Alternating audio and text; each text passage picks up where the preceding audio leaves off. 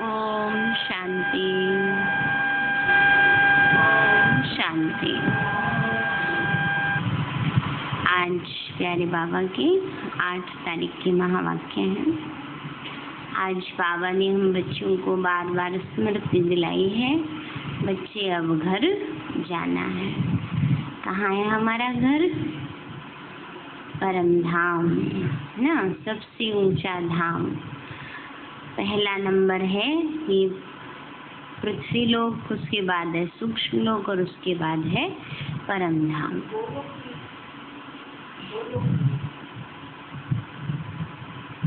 समझ नहीं आ रहा? यहाँ ही है वो सत्यों की दुनिया, उसी को ही कहा जाता है। तो आज बाबा ने हम बच्चों को यही बताया कि बुद्धि से हमें बार बार अपने घर परम धाम की यात्रा करते जाना है, क्योंकि अंत में जिसने पहले अभ्यास किया होगा अंत में सहज जा सकेंगे। रास्ता जाना पहचाना होता है तो जाना सहज हो जाता है ना।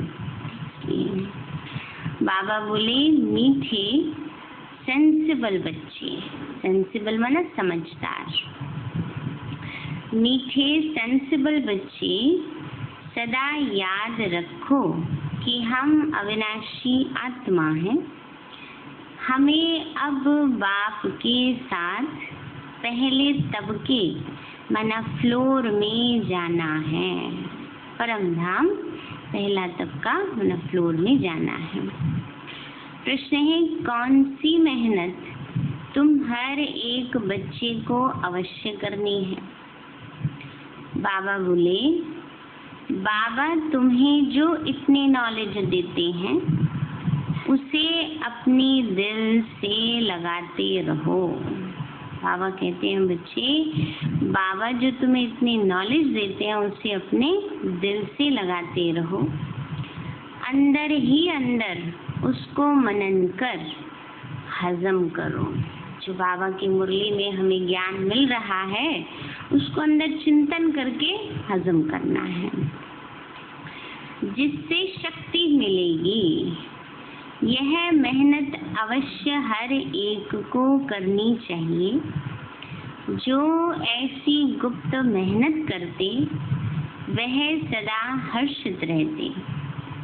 उन्हें नशा रहता है कि हमें पढ़ाने वाला कौन है। बाबा ने कहा उन्हें नशा रहता है कि हमें पढ़ाने वाला कौन। हम किसके सामने बैठे हैं?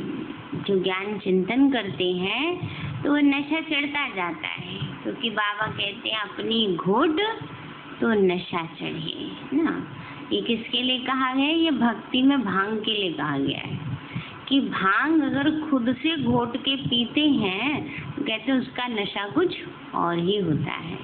आपने देखा होगा छोटा बच्चा है, बड़े जो हैं कितना भी कुछ बना के वो कर दे ना, लेकिन जो चीज अपने हाथ से बनाई जाती है ना, चाहे वो खराब ही है वो अच्छी लगती है ना, उसका अलग ही मजा होता है, अलग ही नशा होता है। तो वही बाबा कहते हैं, बाबा जो ज्ञान हमें सुना रहे हैं जब तक हम उसको घोट करके अपना नहीं बनाएंगे, अपनी मेहनत उस पर नहीं करेंगे, तब तक वो नशा वो खुशी हमें नहीं चढ़ती है। ओम शांति। यह किसने कहा?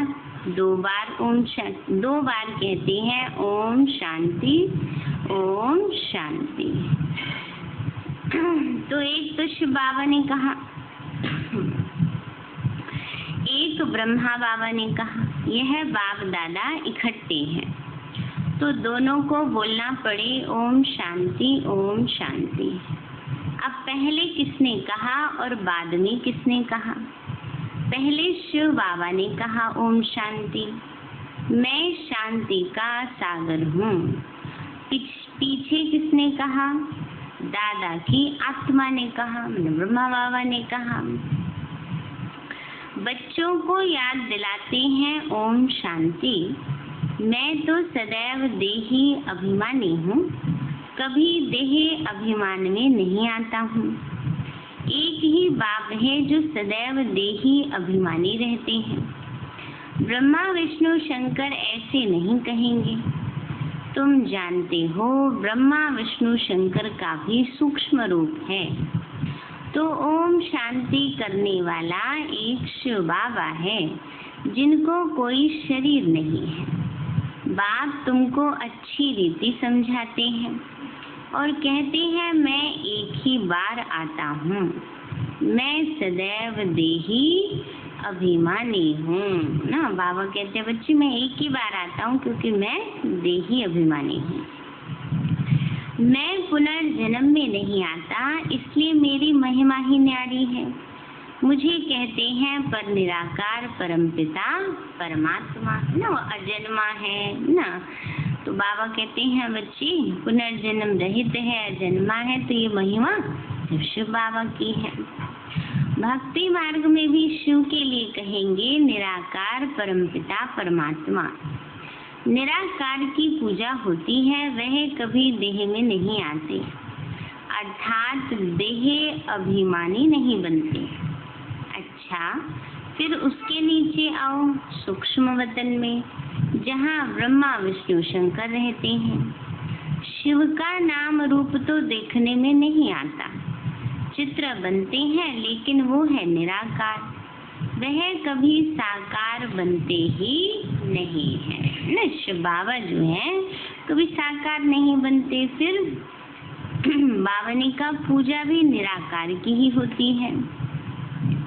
बच्चों की बुद्धि में सारा ज्ञान रहता है, भक्ति तो की है, चित्र बच्चों ने देखा है। तुम जानते हो सतयुग त्रेता में न चित्रों की भक्ति होती है न विचित्र की। बुद्धि में आता है परम पिता परमात्मा विचित्र है ना। बावनी का परमात्मा कैसा है? विचित्र। विचित्र बना निराकार है। उनका न सूक्ष्म न स्थूल चित्र है। उनकी महिमा गाई जाती है दुख हरता सुख करता पतित पावन। तो तुम और किसी के चित्र को पतित पावन नहीं कहेंगे। कोई भी मनुष्य नहीं जिसकी बुद्धि में ये बात हो। ब्रह्मा विष्णु शंकर हैं सूक्ष्म वतन वासी। पहला तबका फिर दूसरा तबका, तो ऊंचे से ऊंचा मूल वतन उस तबके में रहने वाला है परमपिता परमात्मा। सेकेंड नंबर तबके, तबके माना फ्लोर, ऐसे है ना।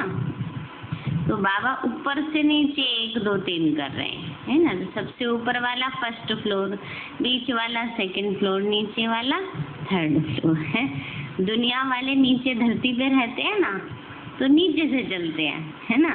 पहला दूसरा तीसरा, बाबा ऊपर से नीचे चल रहे हैं। तो बाबा कहते हैं बच्चे ऊंचे से ऊंचा है मूल वतन, उस तबके में रहने वाला है परमपिता परमात्मा। सेकंड नंबर तबके में सूक्ष्म शरीर वाले, थर्ड तबके में स्थूल शरीरधारी। इसमें मूंझना नहीं है। यह बातें सिवाय परमपिता परमात्मा के कोई समझा नहीं सकते। ऊपर में सृष्टि है आत्माओं की, उसको कहा जाता है निराकारी दुनिया। हम सब आत्माओं की दुनिया इनकॉर्पोरियल वर्ल्ड है, माना निराकारी दुनिया है। फिर हम आत्माएं कॉर्पोरियल वर्ल्ड में आती है। कॉर्पोरियल माना साकारी, ये सृष्टि स्थूल दुनिया, वहाँ है आत्माएं, यहाँ है जीव आत्माएं। आत्मा निराकार ज्योति बिंदु, जीव माना शरीर के साथ। तो हम सब कौन है अभी? जीव आत्माएं, परम धाम में आत्मिक रूप में बैठी है। तो बाबा कहते हैं बुद्धि में रहना चाहिए। बरोबर हम निराकारी बाबा के बच्चे हैं।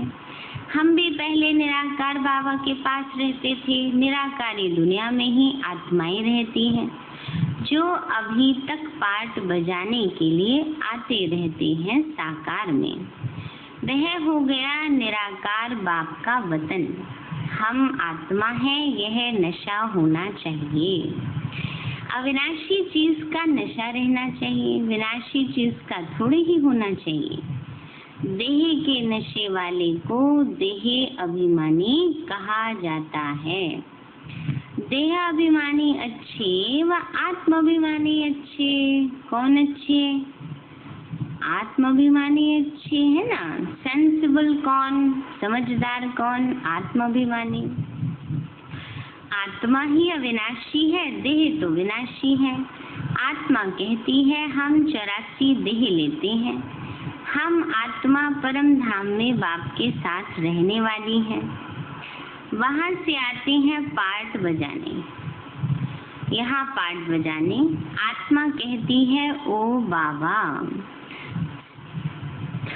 साकारी सृष्टि में है साकारी बाबा, निराकारी सृष्टि में है निराकार बाबा। यह तो बिल्कुल सहज बात है। अब ब्रह्मा को कहते हैं प्रजापिता ब्रह्मा, सो तो यहाँ ठहरा। वहाँ हम आत्माएं सब एक बाप के बच्चे ब्रदर्स हैं।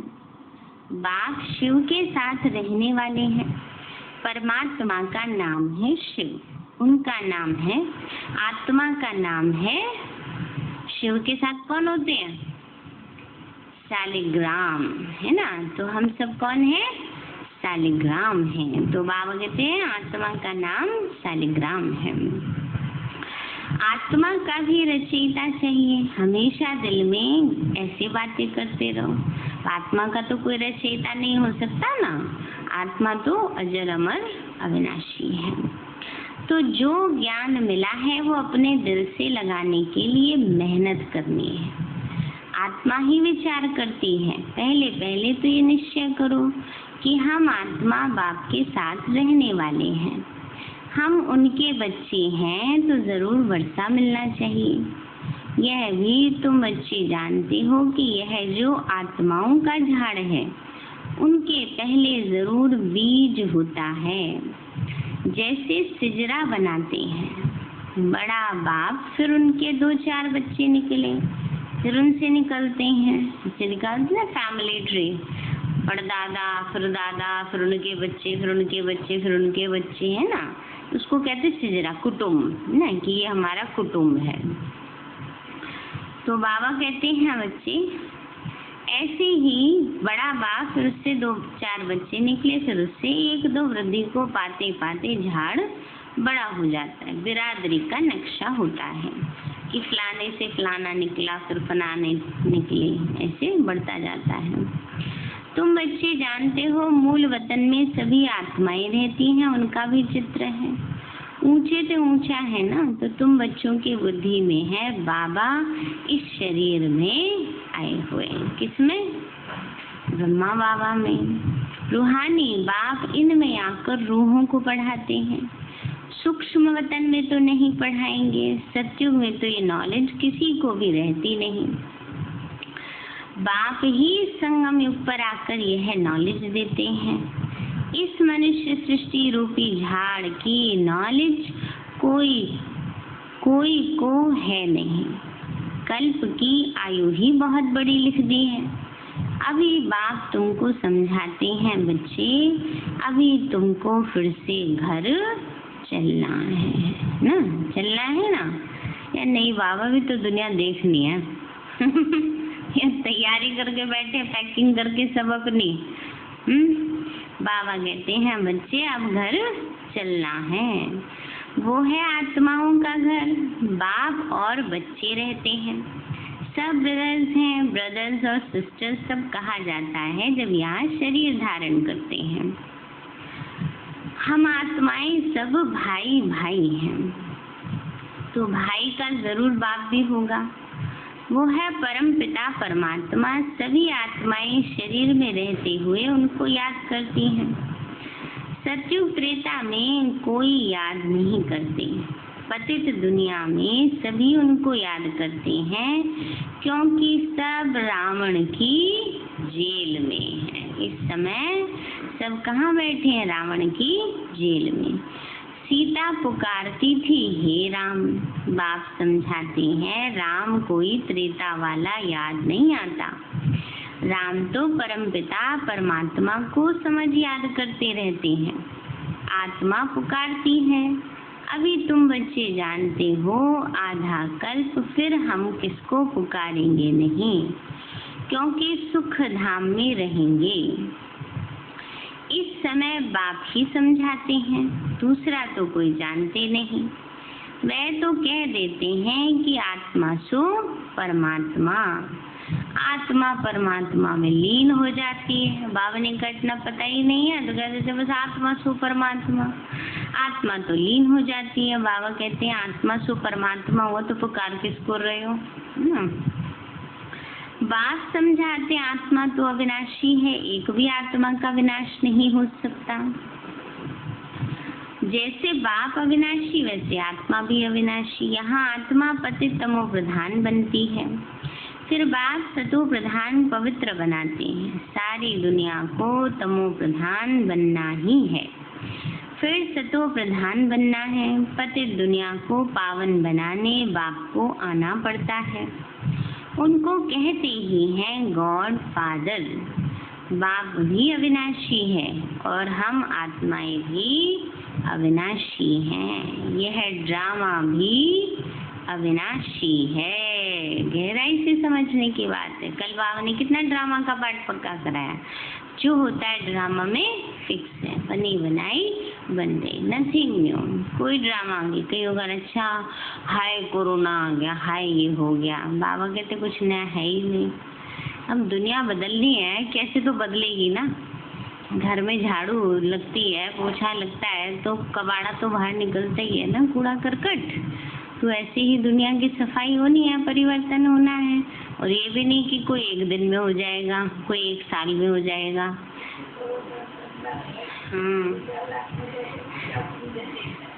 सही बात है। तो धीरे धीरे सफाई तो होगी ना।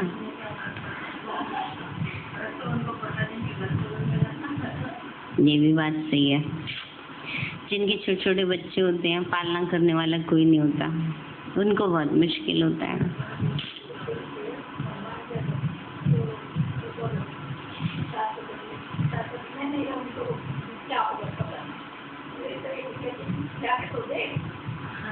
सब हो जाएगा।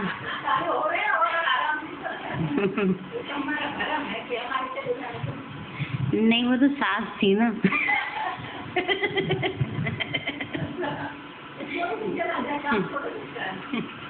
नहीं ये है कि देखो इफेक्ट तो आ जाता है। कोई भी आत्मा जाती है परिवार में, इफेक्ट तो आ जाता है। और जो संभाल करने वाला होता है उसके चले जाने से ज्यादा इफेक्ट आता है। हाँ बस ये है कि फिर धीरे धीरे एडजस्ट करने की क्षमता आ जाती है।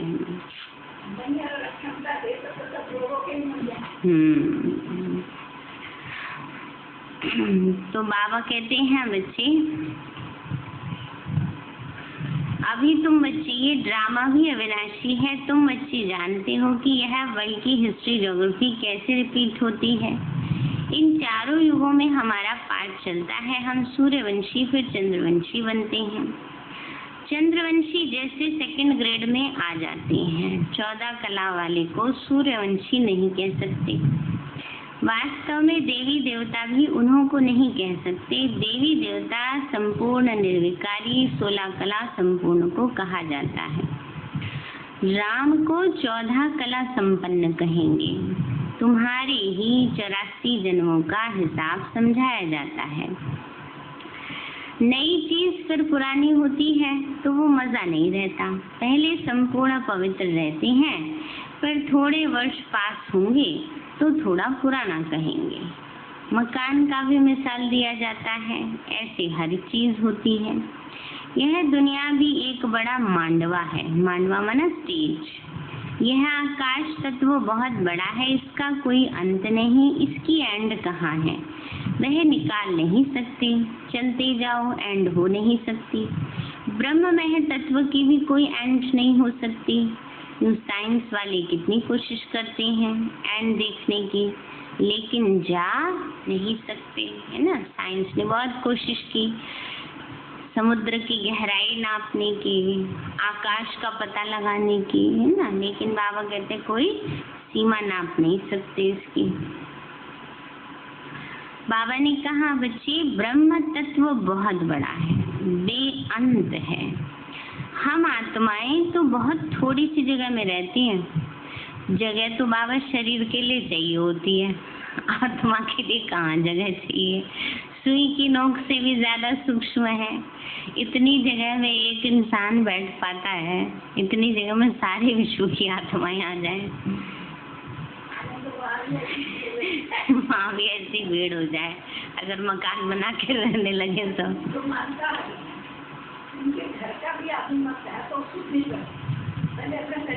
शुद्धि करो। यहाँ बिल्डिंग आदि कितनी बड़ी बड़ी बनाते हैं। स्पेस धरती की बहुत बड़ी है। खेती आदि भी तो चाहिए ना। वहाँ तो सिर्फ आत्माएं रहती हैं। आत्मा शरीर बिगड़ कैसे खाएगी? वहाँ तो अभोक्ता है। खाने व भोगने की बात चीज ही नहीं होती। बाप समझाते हैं यह ज्ञान तुम बच्चों को एक ही बार मिलता है, फिर कल्प बाद तुम बच्चों को दिया जाता है, तो वह नशा होना चाहिए। हम देवता धर्म वाले थे। तुम कहते हो बाबा आज से 5000 वर्ष पहले हम आपके पास आए थे शूद्र से ब्राह्मण बनने। अब फिर हम आपके पास आए हैं। वह निराकार होने के कारण तुम कहेंगे दादा पास आए हैं। बाप ने इनमें प्रवेश किया है। बाबा कहते हैं जैसे तुम ऑर्गन्स ले पार्ट बजाते हो वैसे ही मैं भी ऑर्गन्स का आधार लेता हूँ, नहीं तो मैं पार्ट कैसे बजाऊं। शिव जयंती भी मनाते हैं। शिव तो निराकार है, उनकी जयंती कैसे हुई? मनुष्य तो एक शरीर छोड़ दूसरा लेते हैं। बाबा कहते हैं मैं कैसे आकर तुम बच्चों को राजयोग सिखाऊं। मनुष्य से देवता बनाने के लिए राजयोग बाप ही आकर सिखाते हैं। मुझे ही पतित पावन ज्ञान का सागर कहते हैं। मुझे झाड़ के आदि मध्य अंत का मालूम है। सृष्टि रूपी झाड़ के आदि मध्य अंत का ज्ञान शिव बाबा को ही है, वही तो हमें आकर देते हैं। अगर औरों को होता तो पहले से ही पता होता, इसलिए बाबा हम बच्चों को सारा ज्ञान देते हैं। तुम बच्चे समझते हो बाबा इनमें प्रवेश कर हमको सब नॉलेज समझाते हैं।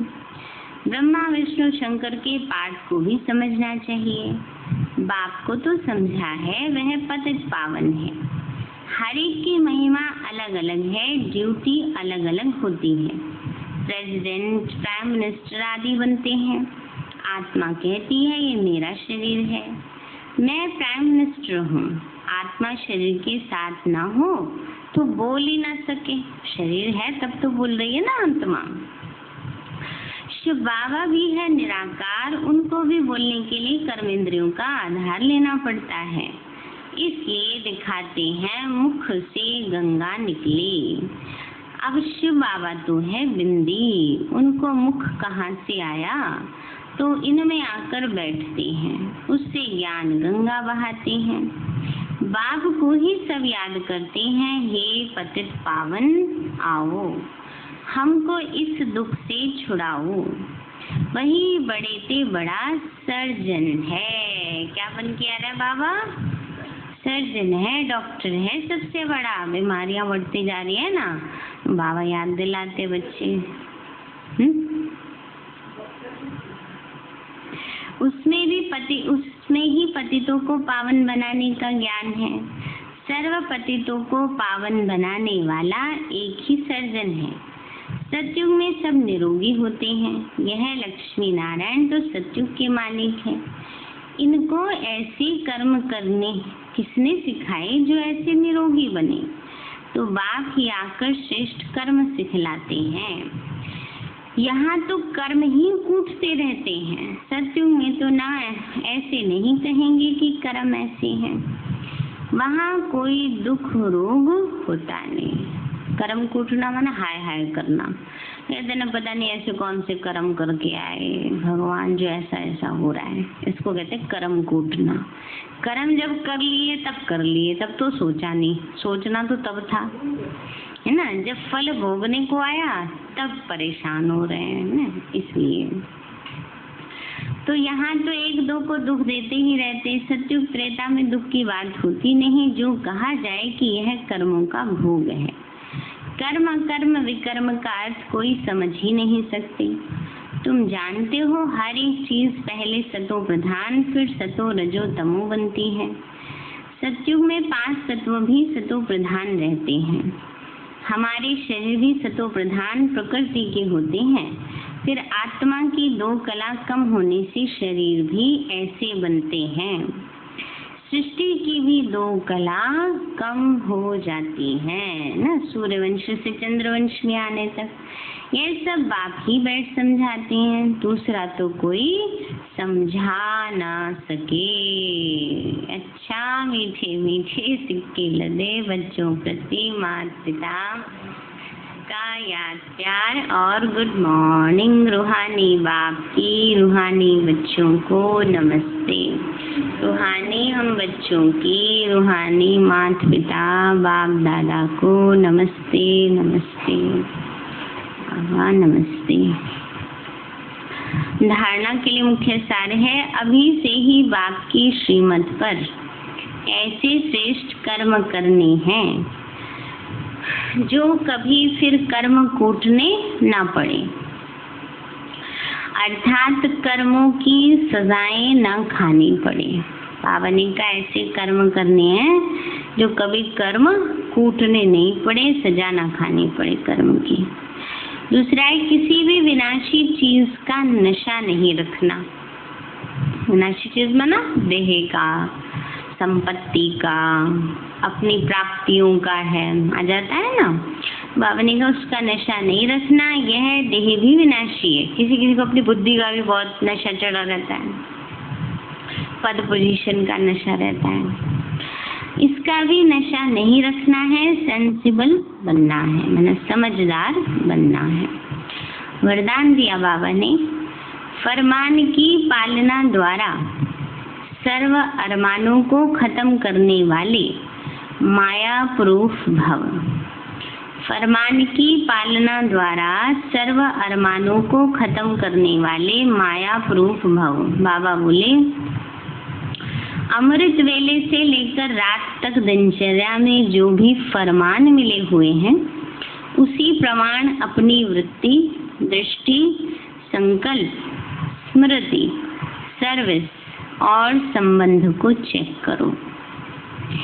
जो हर संकल्प, हर कदम फरमान को पालन करते हैं, उनके सब अरमान खत्म हो जाते हैं। अरमान माना इच्छाएं। जो बाबा की श्रीमत प्रमाण हर कर्म करते हैं, तो श्रीमत पर चलने की दुआएं इतनी मिल जाती हैं कि आत्मा भरपूर हो जाती है। फिर उसके अंदर कोई इच्छा कामना नहीं रहती है। इसलिए बाबा ने कहा, बच्चे जो फरमान पर चलते हैं उनके सब अरमान खत्म हो जाते हैं। अगर अंदर में पुरुषार्थ का व सफलता का अरमान भी रह जाता है, तो जरूर कहाँ ना कहाँ कोई ना कोई फरमान पालन नहीं हो रहा। तो जब भी कोई उलझन आए तो चारों ओर से चेक करो, इससे माया प्रूफ स्वतः ही बन जाएंगे। जब भी कोई उलझन आए तो बाबा कहते चेक करो, कहाँ बाबा के फरमान की पालना नहीं की, तब ये उलझन आ रही है। स्लोगन है, अपनी सूक्ष्म कमजोरियों का चिंतन करके उन्हें मिटा देना, यही स्वचिंतन है। छोटी छोटी कमजोरियां है ना, व्यर्थ सोचना ही सबसे बड़ी कमजोरी है। और सारा दिन चलता क्या रहता है इसलिए ये भी बहुत बड़ी कमजोरी है, उसको खत्म करना है। परचिंतन करना, बाबा ने कल परचिंतन की कितनी सहज भाषा परिभाषा बताई। अपनी गलती दूसरे पे डाल देना, परचिंतन हो गया। तो भी कर देते हैं, है ना। तो छोटी छोटी कमियां क्या करती है, खुशी नहीं रहने देती। इसलिए अपनी कमजोरियों का चिंतन करके उन्हें निकाल देना, यही क्या है, स्वचिंतन। सारे हैं मीठे सेंसिबल बच्चे, सदा याद रखो कि हम अविनाशी आत्मा है।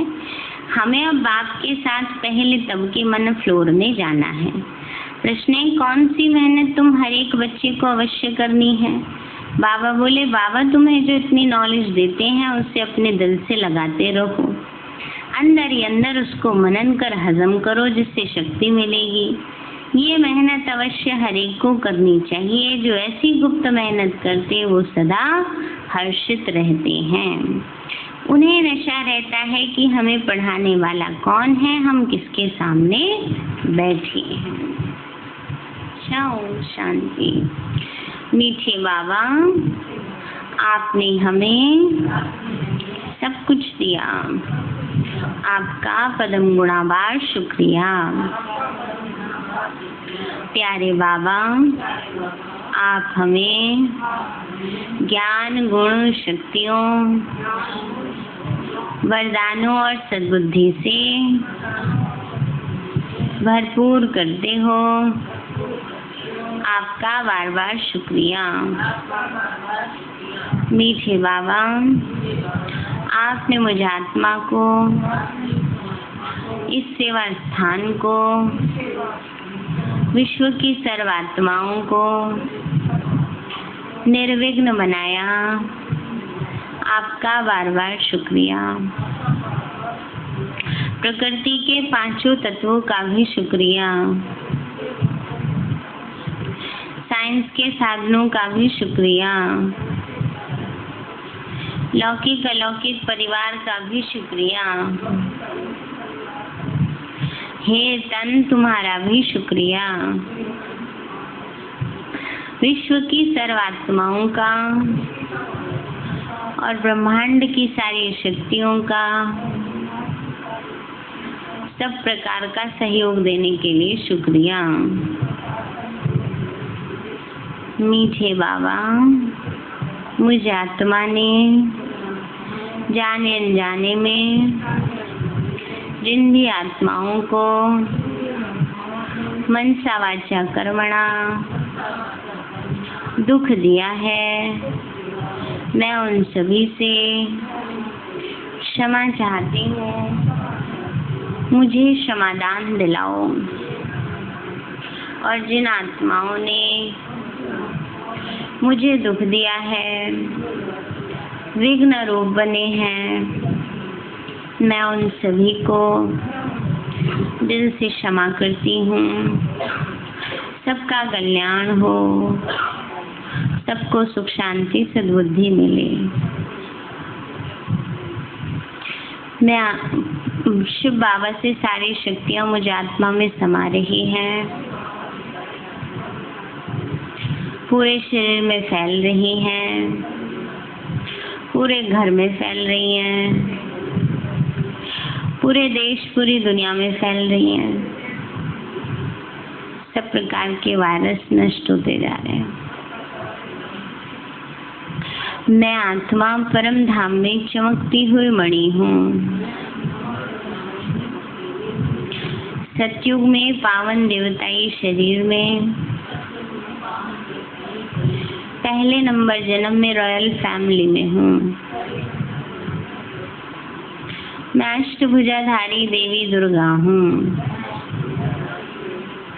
विघ्न विनाशक गणेश हूँ। मैं बाबा की छत्र छाया में पलने वाली